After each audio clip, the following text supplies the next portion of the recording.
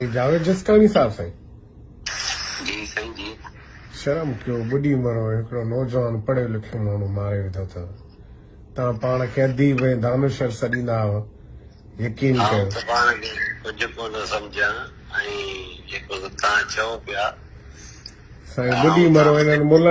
मुलनि खां वेठो हार पाए पियो सॼी सिंध तोसां मोहबत कंदी हुई केॾी सिंध तव्हांखे इज़त ॾिनी हिकिड़ो पढ़ियो लिखियो माण्हू ऑफिसर CSS ऑफिसर ॻाल्हि ॿुधो तव्हांखे हक़ आहे जेको बि चओ तव्हां मुंहिंजा ॿाहिरि आहियो पर अहिड़ी का ॻाल्हि कोन्हे जो मूं कंहिंखे मारियो आहे नंबर ॿी ॻाल्हि इहा त फेयर इन्वेस्टिगेशन कर SHO खे गिरफ़्तार करे रेल में विझेसि न भाउ तव्हांखे एॾा पावर ऐं राइट्स आहिनि मुंहिंजा भाउ SHO ते प्रूव थींदो त SHO जेल में न साईं कीअं प्रूव तव्हांखे MNA मुबारकूं ॾे पियो त साईं तव्हां भलो कमु कयो आहे इहे सॼा एविडेंस आहिनि ॻाल्हि त ॿुधो साईं तव्हांखे ख़बर आहे हिते सिंध में असां कंहिंजी बकरी बि पुलिस वापसि कराईंदी आहे त उहो असांखे अजरबो कराईंदो आहे ठीकु आहे न तव्हांखे न मञणु घुरिजे तव्हां जहिड़ो हिते केॾां कोन वियो साईं आउं केॾां कोन वियो ऑफिस SSP जी ऑफिस आहे मुंहिंजी गॾु उते घेरो असां रस्ते ते उन्हनि खे सम्झो मिली वियासीं असां थोरी प्रोग्राम कयो असांखे त पोइ हिन जो अज़ालो कयो अञा ताईं सीट ते वेठा हो न अज़ालो थी वेंदो ऐं त सस्पेंड थी वियो मुंहिंजो साईं ऐं त बरतरफ़ थी वियो आहियां उहो को मसइलो कोन्हे त पोइ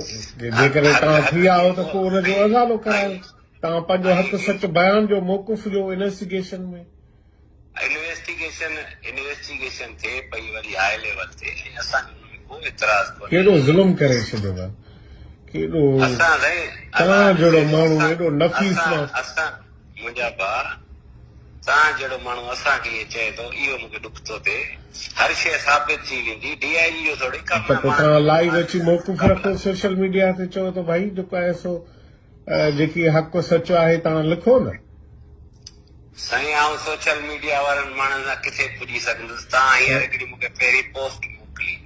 फातिमा फरड़ो जो केस दाख़िल करण खां वठी उन्हनि खे ॿधण ताईं कम ई सॼो मूं कयो ऐं इहे सिविल सोसाइटी वारनि को फाड़ो कोन मारियो उहे अॼु चवनि था त साईं उहो ऑफिसर आहे इन ई कयो मूंखे प्रिया जी GIT मिली 3 सालनि खां प्रिया जी का ख़बर कोन हुई त उहा मरी वई या अगवा थी वई छा थियो उन केस खे मूं 4 महीना मथो हणियो तव्हां हिन जो छा था सम्झो हिन नौजवान हेॾो अणे ग्रेड जो ऑफिसर ठीकु आहे हू एतिराफ़ करे थो यार तव्हां एॾा मज़हबी माण्हू थी विया हो यार तव्हां फॉरेन मां पढ़ी आया हो यकीन कयो मां साईं मुंहिंजा अहिड़ी ॻाल्हि कोन्हे असांजो भाउ हो अलाह साईं खे जन्नत कीअं जन्नत नसीब लाश हुनजो साड़े छॾिजा हुनजा ॿार हुनजा मासूम बच्चा तव्हां हाणे शादी कई आहे सुभाणे तव्हांखे बि ॿार बच्चा थींदा ॻाल्हि त ॿुधो मुंहिंजा भाउ तव्हां अमेरिका में वेठा आहियो असां हिते वेठा आहियूं असांजी ॻाल्हि त ॿुधो असांखे मोकिलियो त ॾियो असांजी त ॻाल्हि ॿुधो न पोइ भले तव्हां मूंखे 10 गारियूं ॾेई छॾियो पोइ कोन्हे तव्हांखे माफ़ आहे तव्हां मुंहिंजा ॿाहिरि आहियो तव्हांजो गुस्सो बि जाइज़ आहे हर शइ जाइज़ आहे मूंखे को मसइलो कोन्हे आउं को वॾो माण्हू कोन आहियां ऐं ग़रीब फ़क़ीर माण्हू आहियां मूंखे इहा असांजो मोबाइलूं सड़ी वियूं हिते अलाए छा छा थी वियो सभु कुझु त असांजे हथ में कोन हूंदो आहे न माना मुर्गो पुलिस खे साड़ियूं अलाए कीअं बची हिते हिन मुल्क जा हालात अहिड़ा आहिनि त हिन मुल्क में त रुगो सोशल मीडिया ते कूड़ थो हले जेके ॾिसनि था ऑप्टिक्स ते कूड़ हणणु शुरू था कनि हिकिड़ो ईमानदार तव्हांखे बचनि जो कसम आहे तव्हां वाक़ई फ़क़ीर ॾिसो तव्हांखे माण्हू त बेगुनाह मार ॾियो एॾी वॾी सज़ा इहा ॻाल्हि मञा थो त माना माण्हू इहो एॾो पढ़ियल लिखियल हो इहो असांजे लॾे जो माण्हू हो सिंध जो शऊर हो जेका बि ॻाल्हि थी हुनखे माना फेयर हेयरिंग मिलणु खपे हा जेको बि कानूनी प्रोसेस हुजणु खपे पर हुन बदबख्श जा नसीब अहिड़ा हुआ यार कुझु त ऑफिसर आहे गुलाम नबी मेमन खां वेंदे ही तव्हांजी हिकिड़ी टीम त आहे तव्हां सभु पढ़िया लिखिया जिन ते सिंध नाज़ करे पई तव्हां खां हेॾो वॾो भाउ मुंहिंजा हिकिड़े अर्ज़ु ॿुधो न तव्हां मूंखे ॻाल्हाइण था ॾियो न तव्हां इल्ज़ाम ते इल्ज़ाम हणंदा वञो भले हाणे मूंखे इन मां निकाह कान्हे तव्हां सां ॻाल्हायां पंहिंजो मक़सदु आहे, ऐं तव्हांखे ॿुधायां पियो, तव्हां मूंखे बि त ॿुधो न, मूं ते इल्ज़ाम आहे न, सफ़ाई मूंखे ॾियण ॾियो न। जी जी जी। अहिड़ा ब्लास्फेमी जा वाक़िया सखर में टे थिया, उन्हनि टिनी माण्हुनि खे असां बचायो, इन्हनि मुलनि खां त लिखाए वरितो त हिननि इहा ब्लास्फेमी कई कोन्हे, ऐं अगरि कनि था त असां हिननि ते केस दाख़िल अॻिते करे रिकॉर्ड खे बि तव्हां ॾिसो न, हिकिड़े माण्हू जेके ईअं आउट ऑफ द वे तव्हां चओ था, भले चओ, दुनिया चए पई, तव्हां बि भले चओ, पर तव्हां जेके आहियो माण्हू, ऐं सम्झां थो तव्हांखे, ऐं सुञाणा थो चङी तरह सां, तव्हां जे नियत सां चओ पिया, जे एंगल सां चओ पिया, इन करे मूंखे इन ॻाल्हि जो को फ़र्क़ु कोन थो पवे। पर घटि में घटि असां लाश कीअं सड़ाईंदासीं? असां त पुलिस त लाश पी के ॾिनी हुई। हिते अहिड़ो माहौल ख़राब थी वियो आहे पाकिस्तान में, तव्हां अमेरिका में वेठा आहियो, हिते उन्हनि खे कंहिं कब्रिस्तान में पूरण कोन ॾिनो। असांजूं 3 गाॾियूं वयूं आहिनि, हिननि खे प्रोटोकॉल ॾेई उते हिननि खे छॾे आयो। उहो त बाद जो मसइलो आहे न, पहिरीं त हुनखे जेको आहे सो ॿिए तरीक़े सां ॾिसो न, वक़ूअ थी वियो त वक़ूअ जी ज़ाहिर आहे इन्वेस्टिगेशन थींदी न, पुलिस न, पहिरीं हुनखे इनकाउंटर कयो वियो, पोइ उन खां पोइ छा थियो त हुनजो लाश साड़ियो, ठीकु आहे, पुलिस उते पहुती, पर ख़बर अथव छा थियो? उन खां पोइ इहा कंडीशन सिचुएशन बीठी त तव्हां ॿिए ॾींहं ते मुला तव्हां वटि आया आहिनि, तव्हांजो कारपेट विछाइनि था, ऐं वरी तव्हांखे भाकुर पाए, माना जावेद जिसकाणी जेको जंहिंजी शाइरी सिंध जी माना सॼी सिंध ॿुधे थी, उनखे एॾो मान ऐं रुतबो ॾे पियो। अॼु BBC लिखियो आहे, ख़बर तव्हां ते BBC लिखे पई त BBC जो रिपोर्टर लिखे थो त बाबा चओ पिया सूफ़ी सूफ़ी सूफ़ी, हाणे सूफ़ीअ जे अंदर मां त तालिबान निकिरी पियो। अलाह पनाह ॾींदो मूंखे तालिबान खां, रब त सभिनी नियतूं ॼाणे थो। केॾी महिनत तव्हांजी, केॾी माना तव्हांजो किरदारु रहियो,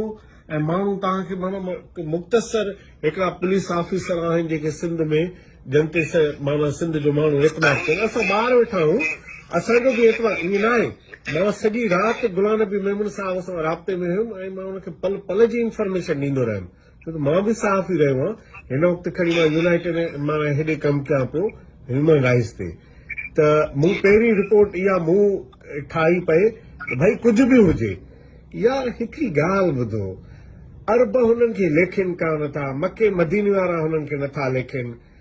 इस्लाम जो कीड़ो रुगो असांजे माण्हुनि खे विझी छॾियो अथनि। सऊदी हलिया वञो, मां सऊदी रहियो आहियां, दुबई रहियो आहियां, होॾे तुर्की रहियो आहियां, मलेशिया रहियो, उहो हुननि खे परवाह ई न आहे। हे असांजे माण्हुनि खे मुल्हनि हिननि सॼी उमिरि इहे असांजा इंटेलेक्चुअल ऐं असांजा माण्हू माना जेके तबाह कया आहिनि, ऐं मुल्हनि जी तव्हांखे ख़बर आहे केॾो वॾो गुनाह थी वियो आहे यार। पढ़ियो लिखियो अहिड़े ग्रेड जो ऑफिसर कमीशन ॾेई थो अचे, अज़ालो कंदव, इन जो अज़ालो करायो। ॾिसो तव्हां भले भले सिस्टम थिए, पर तव्हां ऑफिसर त आहियो न, जेकॾहिं तव्हां वेठा आहियो, तव्हांखे तव्हांजा वास्ता आहिनि, तव्हांजा रिलेशन आहिनि, ज़रूरु तव्हां इनफोर्स में रहिया आहियो, इन जो अज़ालो करायो, इज़ालो करायो प्लीज़। असां यकीन कयूं, इन जो अज़ालो करायो, इन नौजवान सां वॾी वेसाघाती थिए। हिन दुनिया मां गुज़ारे वेंदासीं, जॾहिं हिन दुनिया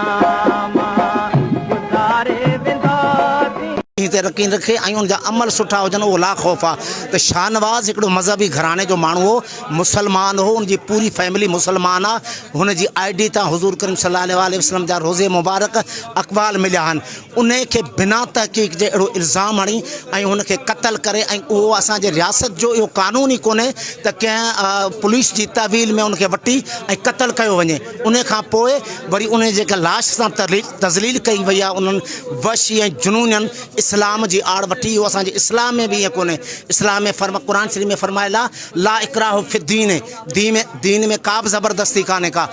दीन जी आड़ वठी हुज़ूर करीम सल्लल्लाहु अलैहि वसल्लम जो उहो दीन आहे जंहिंमें मोहब्बत आहे, प्यार आहे। मोहम्मद बिन कासिम जो इस्लाम असांजी सिंध में आयो ई न हो, हिते आयो ई न हो, त हुज़ूर जन खे सिंध मां जन्नत जी ख़ुशबू अचे थी। मौला अली मुश्किल कुशा खे इल्म जो सिज उभरंदे नज़र अचे थो। इमाम हुसैन घुर करे थो त मूंखे छॾियो त मां सिंध वञा। हिननि कहिड़ो इस्लाम आंदो आहे? ने इस्लाम में छा इहो आहे त कंहिंजे बचनि खे लावारिस कयो यतीम कयो असां उनजी सख़्तु तरदीद कयूं था ऐं जन बि जेको पुलिस जी तहवील में आणे जेको हुन सां हेतिरो कलूर कयो आहे उहे जेके ऑफिसर आहिनि उन्हनि जी साफ़ शफ़ाफ़ जेका तहक़ीक़ कराए उन्हनि खे सज़ा ॾिनी वञे ऐं जन बि लाश जी तज़लील कई आहे दीन ऐं इस्लाम जी आड़ वठी इहो कंहिं बि दीन में कंहिं बि धर्म में ईअं कोन्हे कंहिंजे जेका मर्डर आहे उन जो का तज़लील कजे उन्हनि ज़िम्मेवार माण्हुनि खे पंहिंजो उन इंसाफ़ जे कटड़ में आणे उन्हनि खे सख़्तु सज़ाऊं ॾिनियूं वञनि इहो असांजो मुतालबो आहे ऐं जेको बि आहे शाहनवाज़ जी जेका बि बचड़ान फैमिली आहे घर रहे उनखे तहफ़ुज़ ॾिनो वञे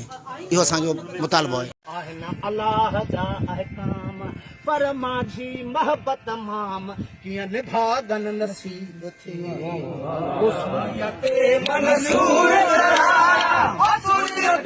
मंसूर चढ़ाया अजब इहो इस्लाम त माण्हू मार सवाब ओ जन्नत कहाण ॿियनि खे ॾे अज़ियतूं अज़ाब जंहिंमें न अदब एहसास हुआ सो खून खोर ख़राब ला इकराह फिद्दीन इहो जानब मुको जवाब अला माझी इज़्ज़त मआब कूड़ो कोठ यकीन की मंसूर चढ़ाया मंसूर चढ़ाया मंसूर चढ़ाया मंसूर चौथी क्लास में था तो उसने कुरान शरीफ मजीद पूरा कर लिया और वो हर 5 वक्त की नमाज पढ़ता। जब यूनिवर्सिटी पढ़ने गया MBBS वापसी आता बेटा बाप बोलता बेटा रोटी खा लो तो बेटा बोलता अम्मी पहले नमाज पढ़ूंगा फिर रोटी खाऊंगा। हर जुमे की रात कुरान शरीफ की तलावत करता हर 5 वक्त तहज्जुद भी। और अब्बू बोलता अम्मी मैं पेट भर के खाना खाओ बेटा यूनिवर्सिटी से बोलता अम्मी ने पेट भर के खाऊंगा तो इबादत कैसे करूंगा मैं 2 रोटी की जगह 1 रोटी खाऊंगा। फिर में से मुत्तकी बेटे के साथ एरा बुरा सलूक करना और वो गुस्ताखे रसूल नहीं था वो मुझे बातें करता था ख्वाब हूंदा हुन जा सॼा ख्वाब टोड़े छॾनि सेकंडनि में त 25 तारीख़ ते हिते जेका बि गैरतमंद सिंधी आहिनि पंहिंजी इंशाअल्लाह उन एतिजाज में गॾु असां सभई सूफ़ी गॾु आहियूं उन एतिजाज में गॾु उते असां अॻियां हूंदासीं बिल्कुलु हिन भेण जी इल्तिजा आहे 25 तारीख़ उमरकोट धरणे में सुभाणे पंहिंजे भाइरनि जे लाइ शाहनवाज़ त वियो शहीद शाहनवाज़ खे त क़त्ल करे मारे छॾनि पर सुभाणे तव्हां असांजा भाइर असांजो ईंदड़ नस्ल असांजा बच्चा घर में न्याणियुनि में घिरिया आहिनि न्याणियुनि जी हुननि पोतियूं लाहे रखियूं आहिनि ही मुल्ला शैतान छा पिया चवनि पहिरें ॾींहुं चवनि त हुनजे वालिद लाश वठण खां इनकार कयो हुनजी वनी हुनजी अमड़ हुनजे घर पातनि लाश वठण खां इनकार कयो हाणे त हुनजी अमड़ चए थी असां हुतां भॼंदा आयासीं पोतियूं खणी पोयां वियासीं असांजी ॻाल्हि न ॿुधनि असांखे धिक्कारनि असांखे धिक्कारनि इहो मज़हब